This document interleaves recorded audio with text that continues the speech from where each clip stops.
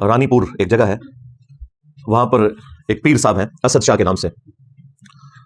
ان کے گھر میں جو ظالمانہ قتل ہوا ایک کام کرنے والی بچی کا، فاطمہ جس کا نام تھا، بمشکل اس کی 10 سال عمر تھی. گھر والوں نے پیر صاحب کی خدمت کے لیے چھوڑا ہوا تھا. ظاہر ہے کہ جہالت عام ہے، اس طرح بچیاں لوگوں کے گھروں میں چھوڑنا خدمت کرنے کے لیے نہ تو یہ شریعت اعتبار سے حلال ہے اور نہ پاکستان کے قانون کے مطابق یہ حلال ہے. لیکن آپ کو پتہ ہے کہ ہم لوگ نہ دنیا کے ساتھ مخلص ہیں، نہ دین کے ساتھ، نہ اپنی آخرت کے ساتھ. صدیوں سے استحصال ہو رہا ہے غریب عوام کا، ان کی غربت اور جہالت دونوں کا فائدہ اٹھایا جاتا ہے.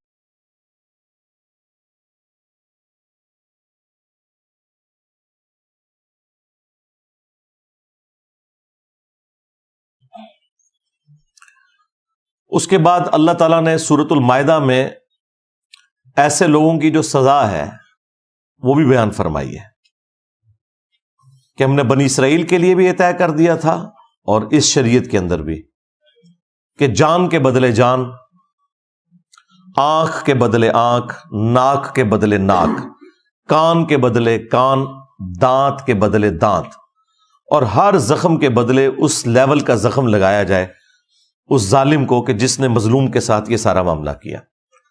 اس طرح کے جتنے واقعات رپورٹ ہوتے ہیں، جو تکلیف ان لوگوں نے ان بچوں کو دی ہوتی ہیں، یہ ساری تکلیف انہیں دینی چاہیے اور اعلانیہ دینی چاہیے. سورۃ النور میں بھی آیا نا کہ بدکاری کی سزا کو ویٹ کرے گا مسلمانوں کا ایک گروہ تاکہ باقیوں کے لیے ڈیٹرنس ہو جائے.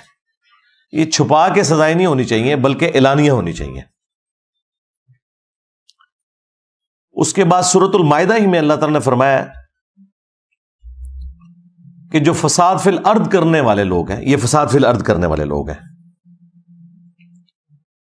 اس طرح کے لوگ جو غریبوں کے ساتھ یہ ظلم والا معاملہ کرتے ہیں، یہ جو فساد فی الارض کرنے والے لوگ ہیں، ان کی سزا یہ ہے کہ ان کے مخالف سمت کے ہاتھ پاؤں کاٹ دیے جائیں اور انہیں سولی دے دیا جائے. پبلکلی یہ سارے کا سارا معاملہ ان کے ساتھ کیا جائے تاکہ باقی لوگوں کے لیے ڈیٹرس بنے. اس طرح کے جتنے بھی پیر فقیر لوگ ہیں یا حکومتی عہدے داران ہیں جو اس طرح کے معاملات کے اندر ملوث ہیں، ان کو اس قسم کی سزائیں ہونی چاہیے. اور یہاں تو قتل والا معاملہ بھی اس میں ایڈ ہو گیا، وہ تو بہت ہی سینسٹیو ایشو ہے. سورۃ المائدہ میں ہی اللہ تعالیٰ نے فرمایا کہ بس 2 استثناء ہے، ایک جان کے بدلے جان یعنی قتل کے بدلے قتل، اور دوسرا فساد فی الارض. ان 2 کیسز میں تو کسی کی جان لی جا سکتی ہے اور وہ بھی جوڈیشری کے تھرو، ہر شخص قانون ہاتھ میں نہیں لے گا. اس کے سوا جس نے کسی ایک جان کو بھی قتل کیا گویا اس نے پوری انسانیت کا قتل کر دیا. اور پھر اللہ تعالیٰ نے فرمایا جس نے ایک جان کو بچایا گویا اس نے پوری انسانیت کو بچا لیا. پوری انسانیت کو کیسے بچا لیا؟ ڈیٹرنس کی وجہ سے.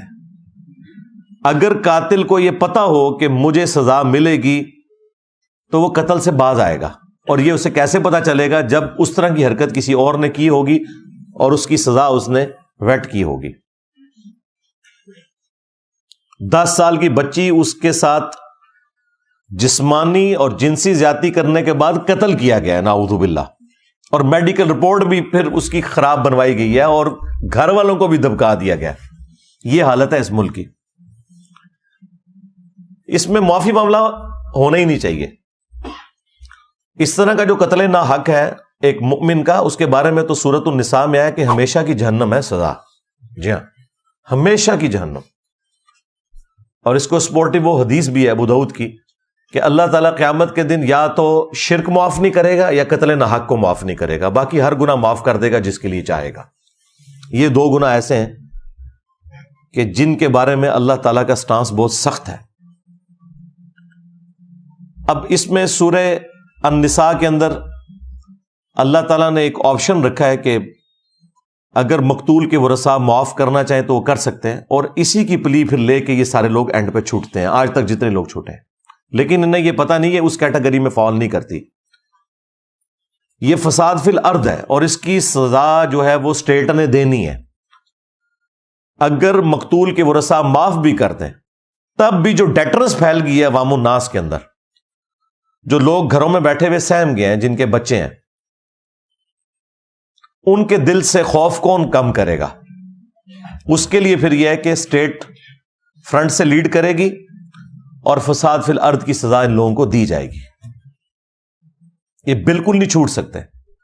اسی لیے اللہ تعالیٰ نے قرآن پاک میں باقی گناہوں کے معاملے میں تو معافی کی روش اختیار کرنے کا حکم دیا، حقوق العباد کے معاملے میں بھی کہ ایک دوسرے کو معاف کر دیا کرو، لیکن قتل ناحق ایک ایسا گناہ ہے کہ جس کے بارے میں اللہ تعالیٰ نے قرآن پاک میں سورۃ البقرہ میں فرمایا وَلَكُمْ فِي الْقِصَاصِ حَيَاةٌ يَا أُولِي الْأَلْبَابِ، قتل کے بدلے میں، قتل کرنے میں انسانیت کی زندگی چھپی ہوئی ہے اے عقل مندو،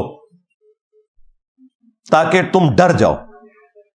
یعنی ڈیٹرنس اسی میں ہے کہ جس قاتل نے قتل کیا اس کے بدلے میں اس قاتل کو قتل کروایا جائے اور معافی کی روش اختیار نہ کی جائے. یہ قرآن کا اسلوب بھی نہیں ہے کہ آپ قاتل کو معاف کریں. حتیٰ کہ بخاری اور مسلم دونوں میں حدیث موجود ہے کہ قیامت کے دن سب سے پہلے قتل کے مقدمے کا فیصلہ ہوگا، سب سے پہلے قتل کے مقدمے کا. جی ہاں، ایک حدیث ابو داؤد کے اندر ہے کہ سب سے پہلے نماز کے بارے میں سوال ہوگا، لیکن وہ ہے حقوق اللہ کا معاملہ، کیونکہ سنن نسائی کے اندر ایک حدیث ہے کہ حقوق اللہ میں سب سے پہلے نماز کے بارے میں فیصلہ ہوگا اور حقوق العباد میں قتل کے مقدمے کے بارے میں سب سے پہلے فیصلہ ہوگا. اور وہ فیصلہ کس لیول کا ہے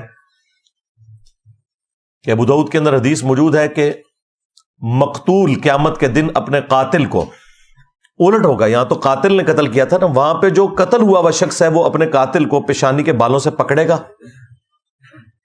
اس حال میں کہ اس کی اپنی رگوں سے خون بہ رہا ہوگا، اور وہ اسے گھسیٹتا ہوا اللہ تعالیٰ کی بارگاہ کے اندر پیش کرے گا. اللہ تعالیٰ کے عرش کے پاس پہنچ جائے گا اور کہے گا کہ یا اللہ آج مجھے انصاف چاہیے کہ اس نے دنیا میں میری جان کیوں لی تھی. اتنی اللہ سے فرینکنس ہے مقتول کی کہ وہ قاتل کو پیشانی کے بالوں سے پکڑ کے اللہ کے پاس پہنچ جائے گا. یہی حدیث جب سنن نسائی میں آئی ہے تو اس میں وہ صحابی کہتے ہیں کہ اس حدیث کی وجہ سے وہ اپنا فتویٰ ساتھ دیتے ہیں کہ اعانت نہ کرو، مدد نہ کرو کسی قاتل کی مقتول کو قتل کرنے کے معاملے میں. اور وہ اسپیشلی حکمرانوں کو ذکر کرتے ہیں کہ اپنے معاملات کو سدھار لو. صحیح بخاری کے اندر ایک حدیث ہے، اس کو سپورٹیو حدیث ترمذی میں ہے. ترمذی والی حدیث کے اوپر تو کلام ہے بعض محدثین کا، لیکن اس کے الفاظ بہت خطرناک ہیں.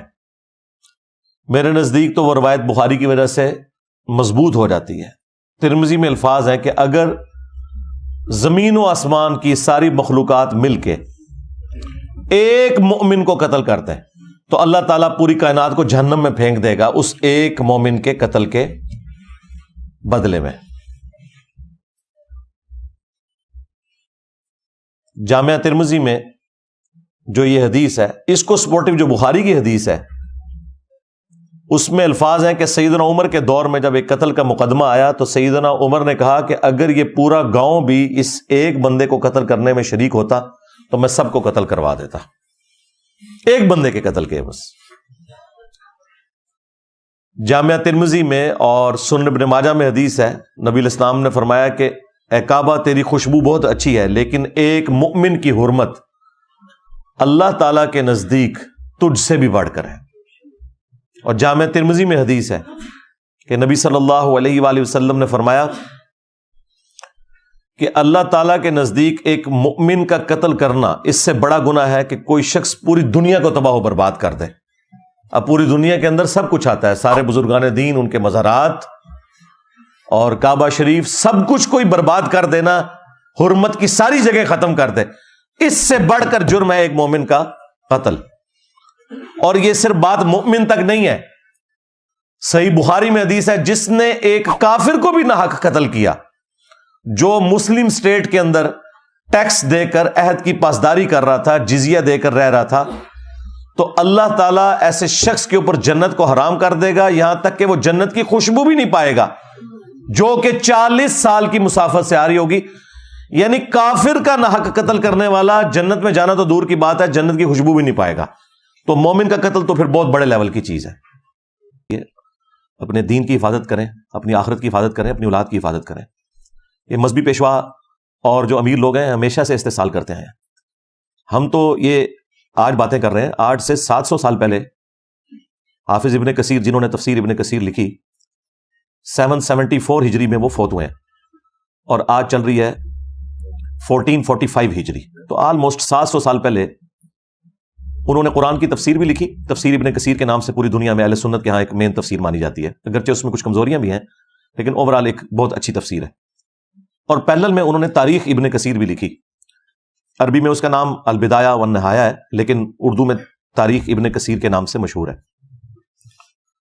اس میں انہوں نے اپنے زمانے کے لوگوں کے بارے میں لکھا ہے، اور کیٹاگوریکل انہوں نے مینشن کیا ہے کہ جتنے حکمران ہیں، بادشاہ، حکومتی عہدے داران، علماء، فقہا، بزرگان دین کی انہوں نے فضائل لکھے ہوئے ہیں. اس میں میری ویڈیو سے متاثر نہیں ہوئے تھے ابن کثیر. انہوں نے ان ساروں کے نام لکھ کے کہا کہ یہ سب کے سب لوگ یہ بچوں کے ساتھ منہ کالا کرنے کے مرض کے اندر مبتلا ہیں، سوائے جن کو اللہ بچا لے. اچھا، اور یہاں ترجمہ کرنے والوں نے نا بڑا گول مول کر کے ترجمہ کیا ہے اس کو تو انہوں نے کہا کہ جی دنیا میں ایسے لوگ موجود ہیں جو یہ کرتے ہیں، دنیا میں. اچھا اس کے بعد جو انہوں نے لکھا وہ جملے انہوں نے عربی میں تو لکھے ہوئے تھے، اردو میں سے ترجمے میں سے ہی نکال دیے. حافظ ابن کثیر نے لکھا کہ ماں باپ کی یہ ذمہ داری ہے کہ وہ اپنے بچوں کی پہنچ سے ان بزرگان دین کو دور رکھیں. یہ لکھا ہوا تھا انہوں نے، یہ انہوں نے نکال دیا کیونکہ پورا مدرسہ سسٹم اس کے اوپر چل رہا تھا. تو یہ صرف پیر فقیر یا علماء کا مسئلہ نہیں، سب کا ہی مسئلہ ہے. لیکن ٹارگٹ دیندار طبقہ اس لیے زیادہ ہوتا ہے کہ وہ کسٹوڈین ہے، وہ کہتے ہیں ہم ٹھیکیدار ہیں دین کے. تو بھائی چوپڑیاں نالے دو اس طرح نہیں ہو سکتا. دونوں جہانی مٹھے باہو، آپ کہیں جی میں دونوں چیزیں پیرلل میں ساتھ لے کے چلوں، اس طرح نہیں ہوگا. اگر آپ دنیا میں عزت کلیم کر رہے ہیں قرآن و سنت اور دین کے نام کے اوپر، تو اب جب آپ ایکسپوز ہوں گے تو آپ کے ساتھ ذلت والا معاملہ بھی دوہرا ہوگا، کیونکہ آپ نے عزت اس کی بنیاد پہ کمائی ہوئی تھی. اب یہ تو عوام کے لیے میرا ایک میسج تھا، بلکہ ہماری تو پوری کی پوری دعوت عوام کو ایجوکیٹ کرنے کی ہے.